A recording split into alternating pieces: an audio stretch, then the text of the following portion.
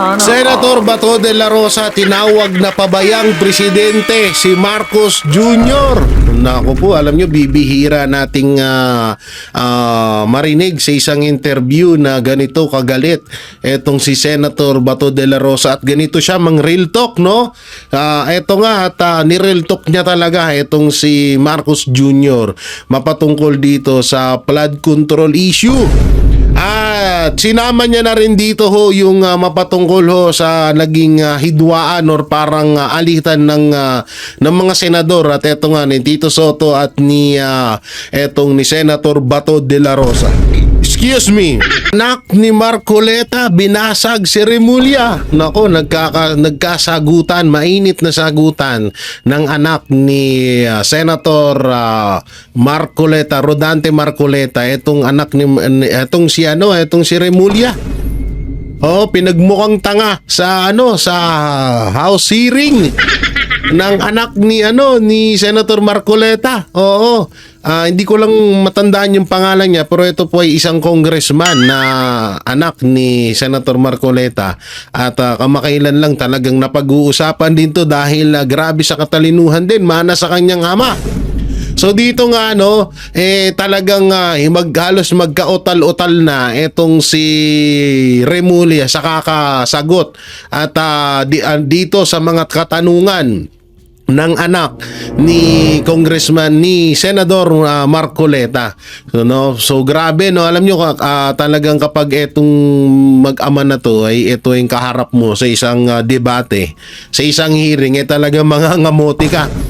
Dahil matindi at talagang matapang, buo ang loob kahit na itong si Remulla ay alam naman natin na may pagkamaangas din to pagdating sa mga hearing, pero dito ho ay hindi umobra, no? So eto po, no, panoorin po natin.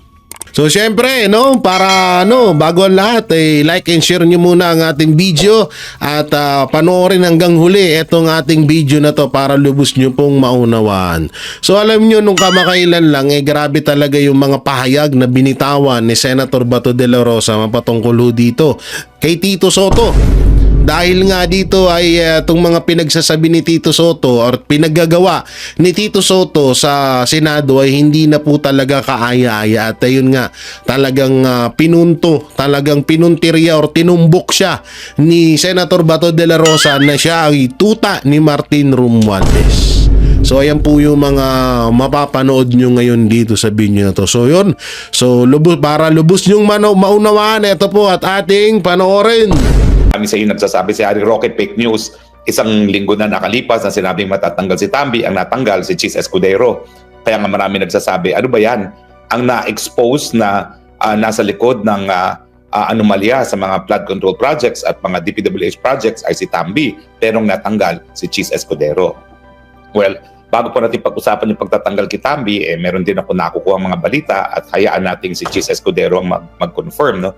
Kaya raw siya tinanggal, merong isang anak ng ma-impluwensyang tao na nasa Kongreso na mataas din ang posisyon, tago na natin sa pangalang Ik, na tumawag sa kanya at sinabing ipatigil yung investigasyon ng Blue Ribbon Committee. At nang tumanggi daw itong si Chis Escudero, ayun, nagkaroon ng coup at natanggal siya. At nakikita naman natin sa mga hakbang na ginagawa ng mga bagong liderato ng Senado na talaga namang pinapaboran nila yung pagpatay, pagsupil sa katotohanan pagdating dito sa mga maanumalyang mga flood control projects. No? Ayaw nilang bigyan ng immunity mga diskaya at I'm sure hindi naman yan nagsisiwalat ng pangalan at siniwalat ang pangalan ni Speaker Tambaluslos at Izadico kung sila ay magkakaroon ng criminal liability. Dahil yung ginawa nilang pag-amin sa Kongreso, yan po ay declaration against interest na po pwedeng magamit sa kanila pag sila ililitisin para sa paglabag sa Anti-Graft Act. No? Gagawin ba naman yun ng tao kung hindi sila pinangakuan ng immunity, no? So, nung pagbawi ni Soto sa immunity sa mga diskaya, yan po ay ibig sabihin, tapos na investigasyon kasi hindi na magsasalita ngayon ng mga diskaya at iba pa mga contractors. Dahil alam nila na dahil nabawi nga at hindi binigyan ng immunity si diskaya, bakit pa sila makikipagsapalaran at magsisiwalat ng katotohanan? Ibig sabihin yan, magkakaroon sila ng ebidensya laban sa kanilang mga sarili. No? They are incriminating themselves. Kaya nga po ako nung ako ay naging kongresista, talaga isa sa aking priority bill na hindi ko naman po naisabatas, bagamat ang dami ko naman po naisabatas, universal healthcare law, libreng tanghalian sa nagugutom na kabataan, libreng irigasyon, hindi ko po naisabatas yung Whistleblower Act. Ang whistleblower talaga kinakailangan natin bigyan proteksyon at incentive yung mga totoo po nagkasala, pero kung wala ang kanilang mga testimonya, hindi natin mapapakulong yung mga mas guilty pa sa kanila. Tama po na kinakailangan not the most guilty ang mga magiging state witness, no? Pero si Diskaya naman po is not the most guilty. Bakit? Kasi nga po, ang bulto naman ng nakurakot ay napunta sa mga politiko. Kaunti lang po talaga napupunta sa mga kontratista, bagamat sila mismo ay kumikita, at maski kakaunti lang nakukuha nila kumpara dun sa mga politiko na balita ko yung isang dinawit ni Diskaya ay 5-5 na ngayon ang bahay sa Forbes Park. Marakit pa rin ang kanilang kubra. Kaya nga yumayaman pa rin sila. Pero kung most guilty yung kinita at saka kung sino yung may kapangyarihan para mapasama sa pangtaunang budget yung mga anomalyang proyekto, syempre po ang mga most guilty dyan ay yung mga mambabatas. At ang tingin ko, hindi naman sila ang least guilty pero they are not the most guilty. So yun lang naman po ang requirement para maging state witness. So mali po yung sinasabi ni Senate President Soto na kinakailangan least guilty ka, hindi. Kinakailangan lang hindi ikaw ang most guilty. Now, mabalik po tayo dito sa usapin sa Kamara. Gaya ng sinabi ko po, matapos na maisiwalap ni Diskaya na ang 25% ay napupunta na kay Speaker Martin Romualdez, aka Tambaloslos at Quezaldico, ito po ay kumpirmasyon lamang na mga impormasyon na nakalap na natin sa iba't ibang sources. Kasama na, unang-una, si Mayor Magalong. Pangalawa, yung mga kasama kong kongresista nung ako po ay kongresista ng 17th Congress na hanggang ngayon ay nakaupo, or at least hanggang 19th Congress nakaupo. Kasi yung aking mga classmates na first termers ng 17th Congress, nag-3 termers po sila nung 19th Congress. At mga asa-asawa na nila mga nakaupo. At sila po talaga nagsasabi na sa kauna-unang pagkakataon sa kasaysayan ng Kongreso, abay, may mga congressman na mas maraming pribilehiyo. At yan nga yan si Martin at saka si Zaldico. Dahil nga, para pa makakuha ng proyekto, sabi ditong mga kongresista nito, na sinabi naman ni Diskaya, kinakailangan 25% mapunta sa kanila. Yan naman po sinabi talaga ng mag-asawang Diskaya in their sworn statement at sa kanilang testimonya sa Kongreso. Now, whether or not this is true, ang ibig sabihin po nito, talagang hindi po pwedeng manatiling speaker si Tambaloslos at hindi talaga po pwedeng manatiling chair ng Committee on Appropriations si Zaldico. Tinanggal na nga nila si Zaldico dahil alam nila sa delikadeza alone, hindi na po pwedeng umupo dyan si Zaldico. Pero nandiyan pa rin si Tambaloslos. Pero kung akalain ni Tambaloslos that he can survive this latest episode na talagang under oath, nasiwalat na siya talagang kumukuha ng 25%, siya ay nagkakabali. Dahil may hangganan din ang pupwedeng matanggap pati ng mga magnanakaw sa Kongreso. Siyempre, pinag-uusapan na kapag completely nawalan na ng kredibilidad ang Kongreso, baka buwagin ng taong bayan ng Kongreso gaya ng ginawa natin noong 1986. At mukhang papunta na nga tayo doon. Dahil itong pagtatanggal kay Martin Romualdez, yan ay para lang maibsan ang galit ng taong bayan. Unang-una, umiiwas at dumidistansya itong si Marcos Jr. dito sa mga kurakot na ito. Siya naman ang dahilan kaya nangyayari itong mga kababalaghan na ito. Siya ang pumili kay Tambaloslos, bigla yung speaker. Siya ang sumuporta na gawing chairman ng Committee on Appropriations si Zaldico kasi nga sandang muka lang binigay na donasyon ng eleksyon. At siya rin ang hindi nag-veto ng mga insertions na pinanggalingan ng mga anomalya. Di ba? Siya mismo ang responsable. Pero siyempre, dahil ayaw niya na mag-people power na maging dahilan para siya mismo ay matsugi sa pwesto, umiiwas siya at dumidistansya kay Speaker. And the least that could be done is tanggalin talaga si Tambaloslos. Now, may mga sasabi, well, parang may hawak si Tambaloslos laban sa mag-asawang Marcos kaya hindi matanggal-tanggal. Posible po yun. Pero dumating na tayo sa punto na either tanggalin si Martin Romualdez or matatanggal talaga si Marcos. Dahil pag hindi tinanggal si Marcos, 100% certain na yung people power. Ang tanong, pag tinanggal si Martin Romualdez, maibsan ba ang galit ng taong bayan? Tingin ko hindi na po. Too late na hero na. At ngayon, alam ng taong bayan na kaya ganito lantaran ng korupsyon dahil lahat ay sumusunod lamang sa ehemplo ng Pangulo. na nanggaling sa, according to the Guinness Book of World Records, isa sa pinakakurakot na liderato sa buong daigdig. Nasa top 5, number 3 siya, kung hindi po ako nagkakamali. Pero nasa top 5 sila as being the most corrupt family politician on earth. So kaya naman ang sinasabi ko, dahil lahat tayo nabudol na akala natin lilinisin ang imahe ng kanyang pamilya nung siya'y binigyan natin ng panibagong mandato, coupled with the fact na talaga namang nabutol itong si VP Sara ni Amy Marcos para tanggapin ang posisyon ng Vice President dahil lang kaya siya nanalo, akala natin magbabago ang patakaran sa ilalim ng Marcos Jr. Hindi pala, mas malala pa. Dati-rati kasi, hindi natatakot kay Marcos Sr. Ngayon, mukhang ito si Tambaluslos, pati si Zaldico, walang katakot-takot kay Pangulo.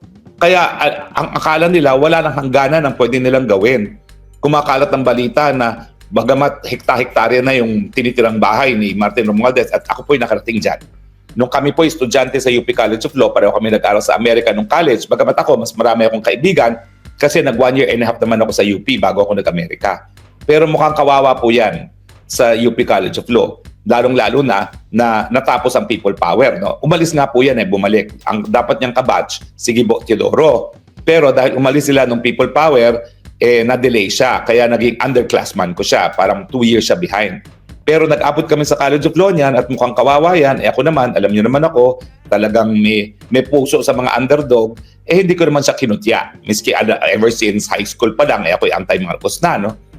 At medyo kinaibigan ko yan, kaya nakarating ako sa bahay niyan. Ang totoo niyan, dati nang niyang bahay ang hekta-hektaryang property sa McKinley. Pero ngayon, ang balita ko, nagpapagawa ng talagang mga palasyo ng bahay. Dati kasi simpleng bahay lang yan. At dalawa silang pamilya nakatira dyan. Yung kapatid niya na married sa may-ari na Inquirer. Kaya ang Inquirer, maski ma-anti-Marcos yan ng mga nakalipas na panahon, ay talagang suportado na nila si Tambaluslos. At kung hindi ako nagkakamali, isa na sa major owner ngayon ng Inquirer, si Tambaluslos. Kaya kita nyo naman ang mga balita sa Inquirer. Talagang lahat anti-Duterte. Pero ang sinasabi ko, yung bahay daw, di umano na pinapagawa, hindi ko pa naman nakikita, no? Malapalasyo talaga. At talagang billions na ang pagpapagawa sa bahay alone daw. Well, tingnan po natin dahil all it needs naman is ano tawag doon sa lumilipad? Drone. At tignan natin ang pinapagawang bahay ni Tambaluslos dyan sa McKinley, no? Isang drone lang yan.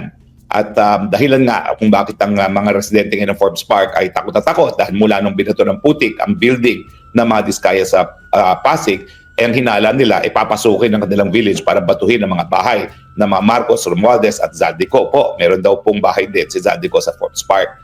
Kaya nga po, all-time high ang mga bahay dyan sa Forbes Park kasi ang daming mga mambabatas na kumita sa mga flood control projects at iba pang infrastructure projects na inuubos ang bahay dyan sa Forbes Park.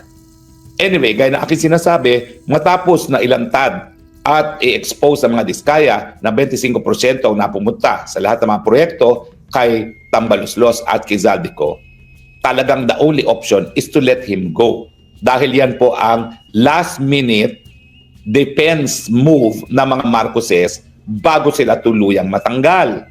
So ang inaasahan nila, pag pinaalis na nila si Tambaluslos at mangyayari po di umano ngayon yan, itong linggong ito, ay akalain nila maibsan ang galit ng taong bayan, kasama pa yung binuong komisyon na kabahagi rin si Mayor Magalong. Kaya naman itong si Mayor Magalong, bagamat matindi paghanga ko dyan at mayor ko yan sa Baguio City, no? At talagang siya naman talaga nagsiwalat itong mga anomalyang infrastrukturang proyekto, kasama na po yan yung netting na nakikita namin sa Cannon Road at ang tumbok po niyan ay yung dating, yung hanggang ngayon po, kongresista. Hanggang ngayon ba siya? Hindi na, nag-third termer na yan kongresista ng Benguet Province, no? Si Congressman Yap, no? Hinahangaan ko siya dahil meron siyang lakas ng loob at tapang para sabihin ng katotohanan ng nalaman ng taong bayan na talagang matinding pandarabong sa mga proyekto. Pero hindi ko maintindihan ba't siya tumanggap dyan dahil number one, wala pong such thing as an independent commission. Kasi ang iimbestigahan, pinsan buo ng presidente at baka presidente na mismo. Hindi lang po yan. Kinakailangan imbestigahan din ang mga aktibidades ng First Lady at ng kanyang kapatid na sinabi ng ibang mga whistleblowers na ay nasa likod din ng mga anomalya, mga transaksyon na may kinalaman naman sa agrikultura. O paano magkakaroon ng isang independent commission na ang iimbestigahan ay napakalapit na sa presidente kung hindi ang presidente mismo? So ang aking teorya, dapat hindi na tinanggap yan ni Mayor Magalong kasi yan po ay palamuti lamang. Siya ay gagawin lamang deodorizer ng gobyernong ito para maibsan nga ang galit ng taong bayan. So unang-una, tatanggalin si Tambi para maibsan ang galit. Pangalawa, meron daw independent commission kuno na magsasabi na merong ilang mga kontratista at mga politiko ang dapat kasuhan. Pero itagaan nyo sa bato yan, ha? Hindi magmamadali yan, yung komisyon na yan. Sinasabi lang nila, patuloy kami nag-iimbestiga, huwag kayong mag-alala. Kasi nga, that is a way of taming the people's anger. Diba? Dahil para hindi pumutok ang na parang bulkan pinatubo ang galit ng taong bayan na magre-resulta sa pagchuchugi sa mga Marcoses, yun ang sinasabi nila. O huwag na kayo magalit, ha? Ayan na, si Presidente na mismo ang mahabol sa mga korap sa pamamagitan ng Independent Commission at tingnan ninyo, tinatanggal na niya ang sarili niyang pinsan buo bilang House Speaker. Ay nako, lokohin nyo ang mga ulol. Huwag kami. Unang-una, desperado na kayo kaya nyo lang ginagawa yan. Pero it came too late. Dahil galit na ang taong bayan, nothing that you will do, Marcos Jr., short of resigning, ang mag-iimsa sa galit ng taong bayan. Kung gusto mo talaga hindi magkagulo sa Pilipinas, magbitiw ka na. Yan lang ang paraan. Dahil pag hindi ka magbitiw sa pwesto, talagang bulkang pinatubo ang mangyayari dahil pikang na ang taong bayan. At bakit naman hindi sila mapipika? Unang-una, bago pa malantad kung gaano ka talagang terrible ang problema sa korupsyon, mahirap na ang buhay sa Pilipinas. Napakataas ang presyo ng bilihin at walang tigil ang pagtaas ang presyo ng mga bilihin. Number 2, wala talagang sapat na trabaho at napakababa talaga ng mga sweldo. Yung mga ayuda na inaasahan ng mga mahihirap, kinukurakot pa ng mga politiko, hindi nakakarating sa kanila. Paano mo pa may-explain na 50% plus ang poverty rate natin sa Pilipinas, sandabo ka lang ang ayuda ang pinamimigay? Sabi nga ng European Union, ginamit ang ayuda bilang vote buying para sa eleksyon. Kaya meron na tayong social volcano, mas matindi pa sa pinatubo ang sasabog. At ang aking prediction, sasabog yan sa 21 ng Setyembre. Dahil sa tingin ko, sa kaunang-unahang pagkakataon, isinantabi ng lahat ang kanilang kulay at sila'y magsasama-sama na sisigaw, tama na, sobra na ang korupsyon. At bagamat ang mga Marcos at mga Dilaw, ilan sa kanila ay nakipagsabwatan na kay Marcos at nagagalit kapag isinigaw na Marcos resign, mananaig pa rin sa Setyembre 21 ang panawagan na Marcos resign. Otherwise, magbibigay sila ng lakas ng loob sa ating militar na gawin na ang kanilang katungkulan bilang tagapagprotekta ng mamamayang Pilipino. Too late, Mr. President. Kung gusto mong mapayapa na magkaroon ng pagbabago, voluntarily resign. That way, baka mapatawad ka pa ng taong bayan. Dahil binigyan na kayo ng pagkakataon noong una eh. Noong 1986, walang kahit sinong nakulong sa inyo. Kumbaga, ang sabi na lang ng mga Pilipino, anyway, kalimutan na natin yung napaka-dilim na yugto ng ating kasaysayan and let us move on. And we did. Except that, humingi ka ng pangalawang pagkakataon, binigyan ka, and you blew it. Kaya ngayon, baka hindi na kasing bait ang Pilipino pag ikaw ay linabanan pa ang kagustuhan ng marami na tama na, sobra na, magbitiw ka na. Hindi na po kayo mapapatawad. Ang aking dasal, makulong lang po sana kayo. Pero ang mga pangyayari sa Nepal at sa Indonesia, iba po ang galit ng sambayanan ngayon sa korupsyon. Kaya baka hindi lang po madaan yan sa pagkakakulong bilang parusa. Huwag naman po sana dahil ako'y Kristiyano, ayaw kong mangyari yan. Ang nais ko pa rin na payapang mga pamamaraan sa pagbabago ng gobyerno. Kaya ako nananawagan sa lahat. Iparinig po natin ang galit natin. Lakasan po natin ang ating boses. Pero sana po, huwag niyong kakalimutan, tayo Kristiyano. At ang pagproseso ng pagbabago dapat sa mga mapapayapang mga pamamaraan. Otherwise, wala tayong pagkakaiba doon sa teroristang CPP-NPA na gumagamit ng dahas. Sinasabi nga natin, mali ang gawaing CPP-NPA dahil bawal pumatay ng kapwa Pilipino. At yung sundalo na gagamitin ni Marcos para siya manatili sa pwesto para pasupilin ang karapatan ng mamamayang Pilipino sa malayang pananalita, yan po ay galing din sa hanay ng mga mahihirap. Kaya aking pakiusap, panawagan, magalit po tayo, ipakita po natin ang galit, pero gawin po natin yan sa mapapayapang mga pamamaraan para tayo po ay hindi magaya sa teroristang CPP-NPA na napaka-aktibo rin dito sa Dahig. Yung kanilang mga galamay. So, mga kababayan, I told you so. Na late lang ako ng 1 week. Pero dahil nga, kinakailangan nilang isalba ang kanilang mga sarili at manatili sa pwesto, syempre, sisipain nila si Martin Romualdez. Sa kanilang akalain na pag sinipa si Martin, maibsan ng galit. Hindi po eh. Dahil kita nyo, lalong nagalit ang taong bayan nung ang Malacanang ay naghimasok at gumawa ng paraan para mapalitan ng liderato ng Senado.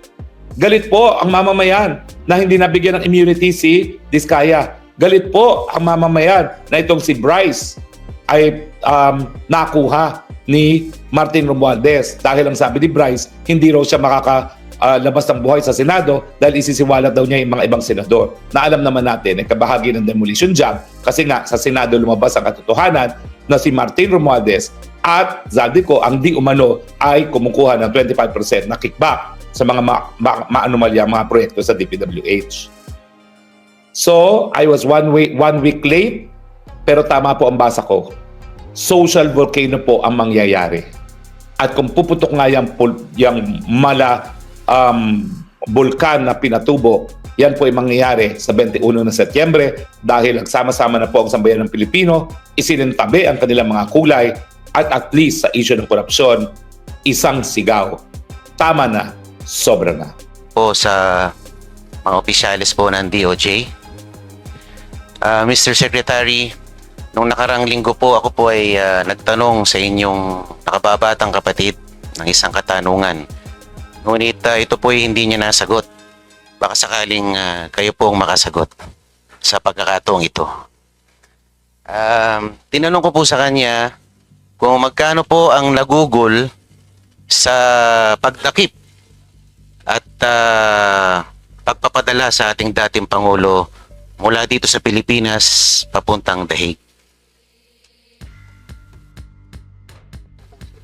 Hindi ko kayang sagutin yan.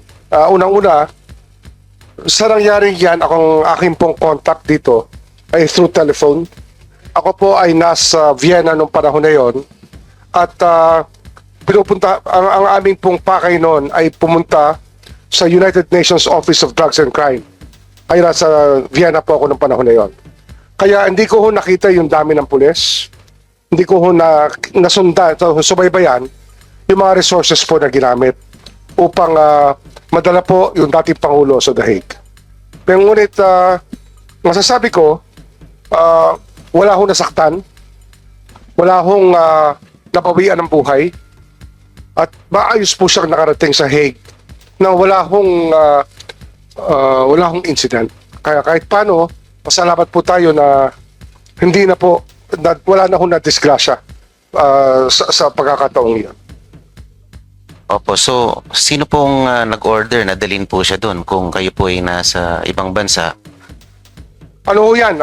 Halos 10 oras po akong nakikipag-usap by telephone mula po sa oras ng Europa papunta po rito sapagkat yung legal basis po ay pinag-aaralan at kiniklear nila sa akin. Kaya ako po nagbigay ng legal basis under Republic Act 9851, Section 17, and other sections of the International Humanitarian Law. Ngunit di po ba sinabi, paulit-ulit na sinabi ng ating Pangulo na tayo po ay nag-withdraw na sa Rome Statute, tayo po, the ICC has no jurisdiction over us at I will not lift a finger in the investigation of any crimes regarding ICC.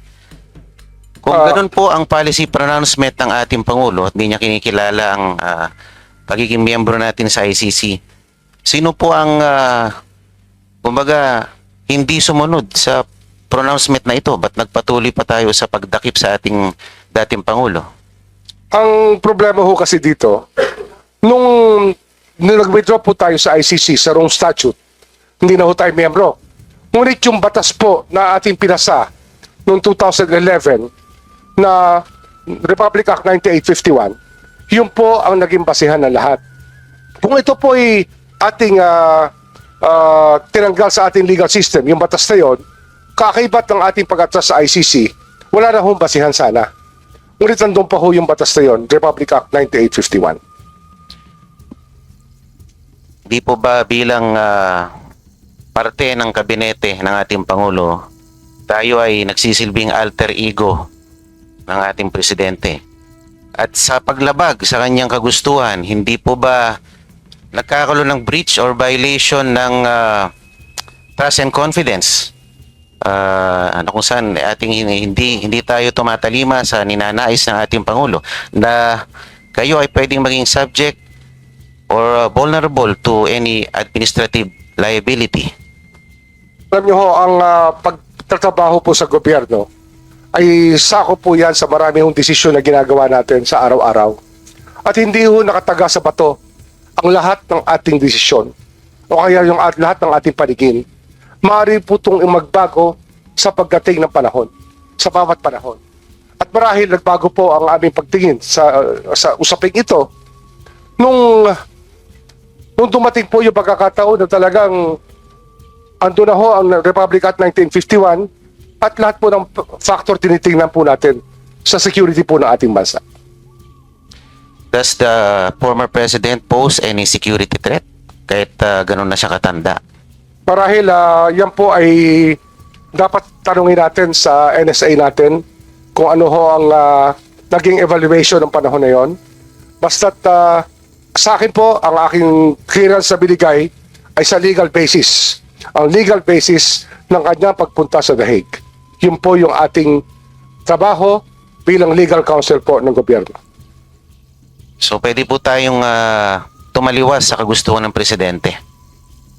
Kahit tayo Hindi ay ho tayo parte ng- tumaliwas marahil ho, nagbago rin ang lahat sa ang kanyang paningin sa usapin ito. Hindi ho tayo, hindi ho nga, sabi ko nga kanina, hindi ho nakataga sa bato ang lahat ng ating paningin ng panghabang buhay. Minsan nagbabago po. Yun po yung ating pagtingin dito. Ayan po. Yun po kasing mga pangyayaring ito nung dinakip ang ating dating Pangulo, it poses some questions that need to be answered. Halimbawa, what is the role of the DOJ Secretary in high-profile law enforcement operations involving political figures, including former officials? How does the DOJ ensure that such operations are impartial, conducted strictly within legal bounds, and free from political interference or not influenced by political pressures, especially when they involve a former head of state? What is DOJ's accountability if evidence later shows that its actions were weaponized for political purposes? Kami ho, ang aming gabay dito, rule of law. Yun po yung aming mantra dito, yun po yung aming sinusunod. At yun po ang dahilan kung ba't meron po tayong Department of Justice, rule of law po, para humaayos ang lipunan natin at tahimik po. Thank you. My last question po, Mr. Chair. Sa presentation niyo po, nakalagay dito, there's a 100% completion rate ng mga applications for witness coverage dun po sa Witness Protection Program. 100% in 2024 and for the first semester of 2025, 100%. Ngayon pa lang po yata kayo magkakaroon ng 99% dahil parang hindi nyo tatanggapin ang mag-asawang diskaya sa Witness Protection Program. Ano po kaya ang magiging dahilan natin kung bakit hindi natin sila tatanggapin? Sila po ba'y nakausap na natin? Sabi po ninyo, you will conduct a diligent, a thorough interview of the couple and you will assess their statement. Nagawa na po ba natin ito? Hindi pa ho. hindi pa tayo umaabot sa bandang yon sapagkat mainit po ang naging talakayan sa Senado, mainit po ang nagiging exchange ng mga pananaw. Wala ho kami sinasaradong pinto. Ang mahalaga lang, may proseso po tayo susundin para ma-evaluate po ang testigo.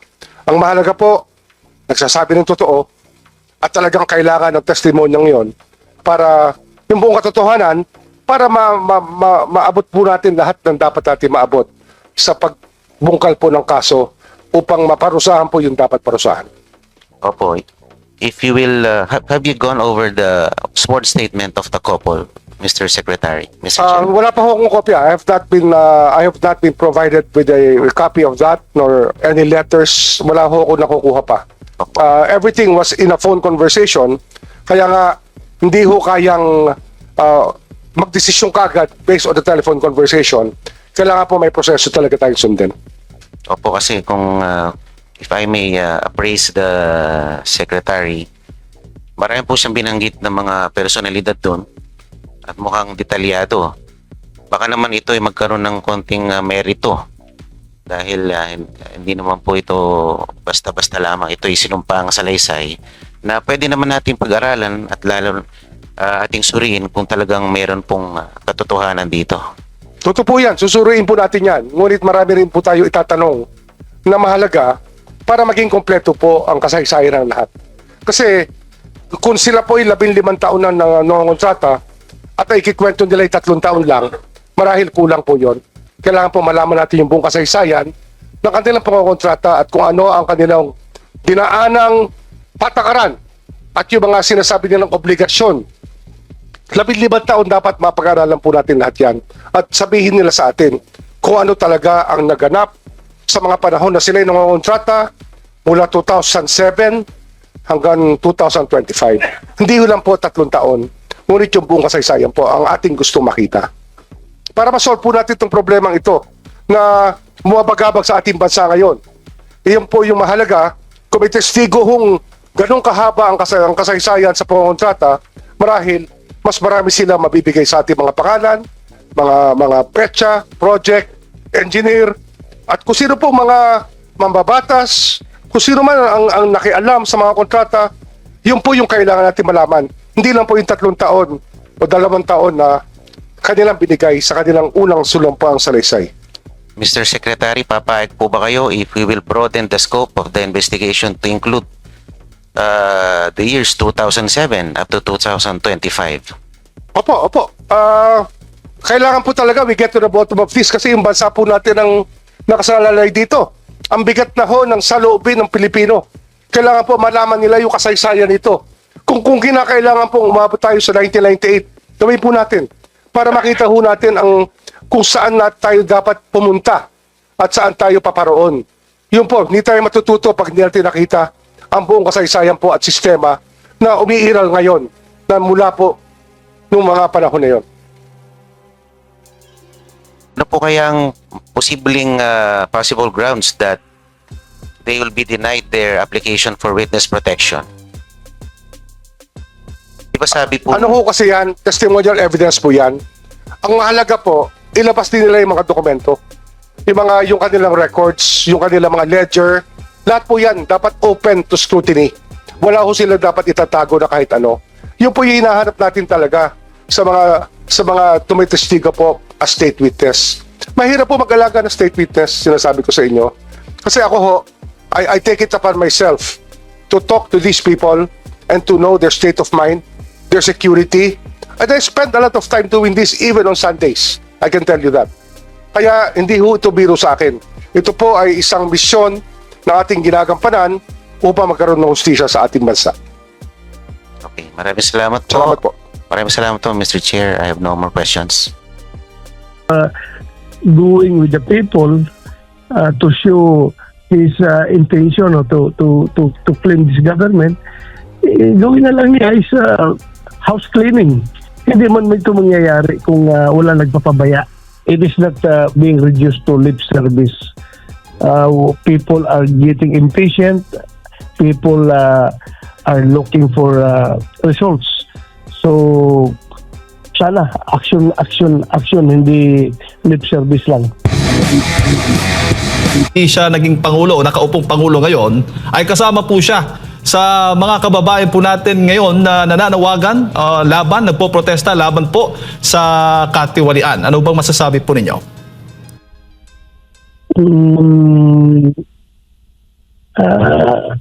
Hindi ba maganda or hindi maganda? Dahil ibig ba niya sabihin na siya mismo magpo-protesta laban sa kanyang gobyerno? So hindi ko masyado masiguro kung maganda ba yan o hindi maganda.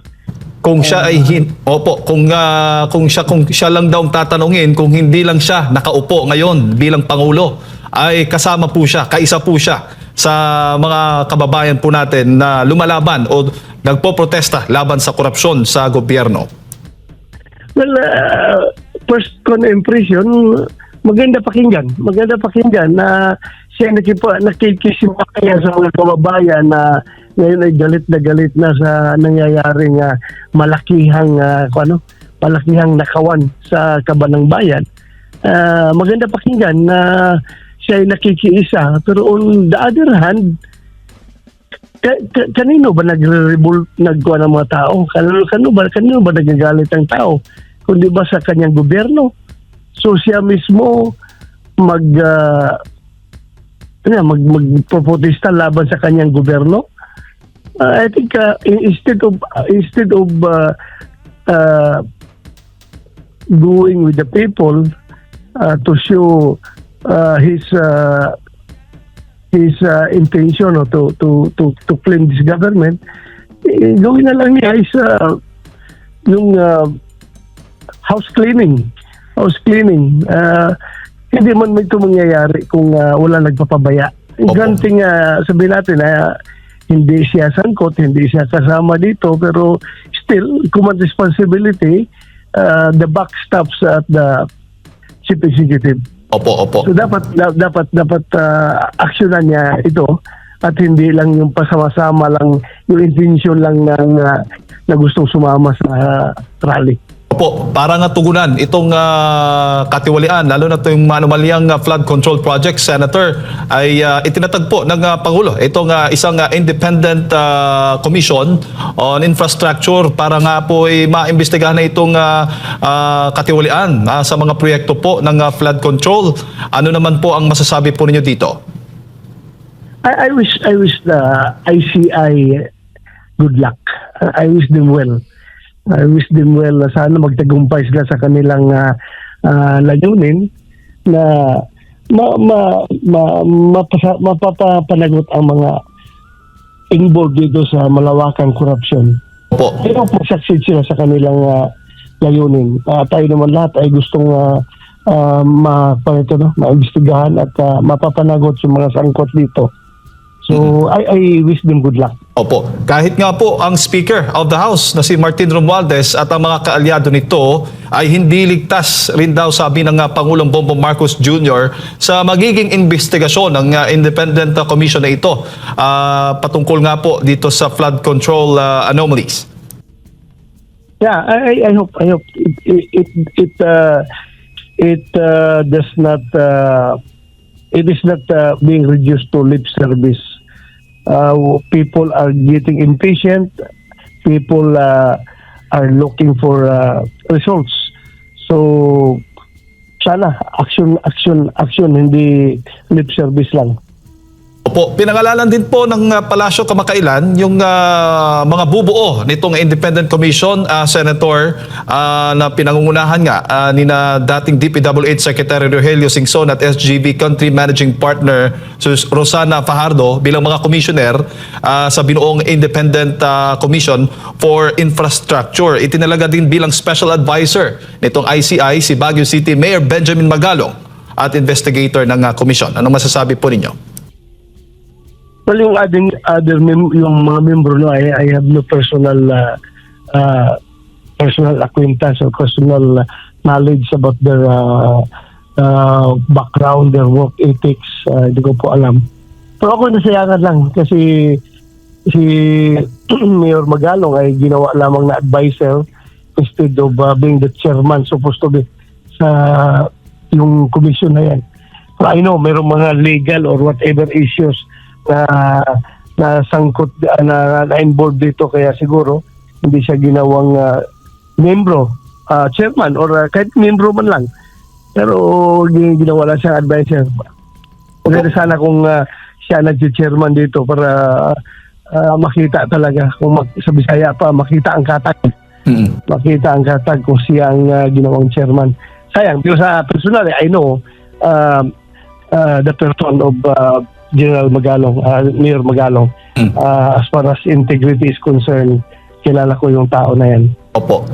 Pero para po sa inyo, Senator, papaano ho ba mas mabibigyan ng pangil itong independent commission po para sa inyo?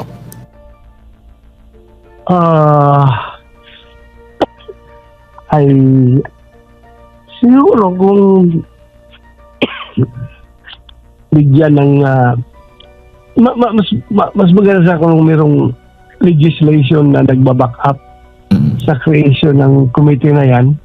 Kaya this is only my own opinion, no? Pero legislation will not come instantly. Kailangan niya ng panahon para paggawa ng legislation. So kailangan ito na immediate action. So okay na lang rin na ito spawn via executive action, not via legislation. So maganda na rin para mabilis na makakilos yan yung commission na yan. Opo.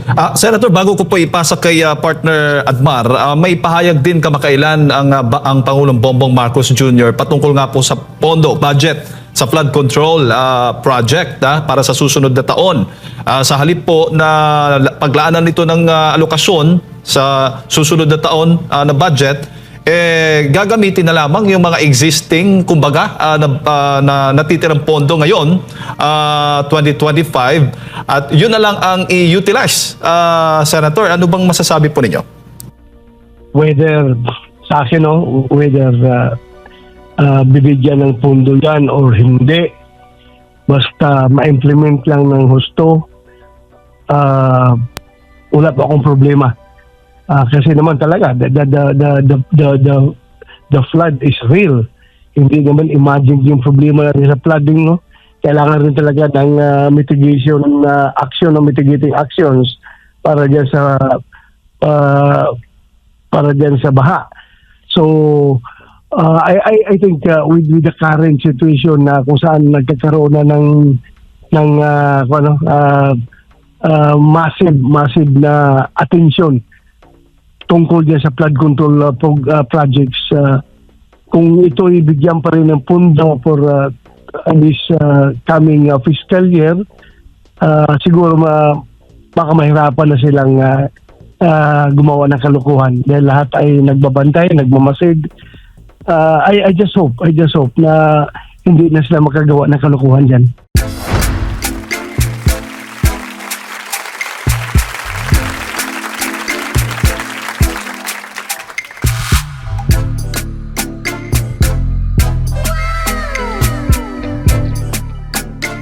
The next performance will start momentarily.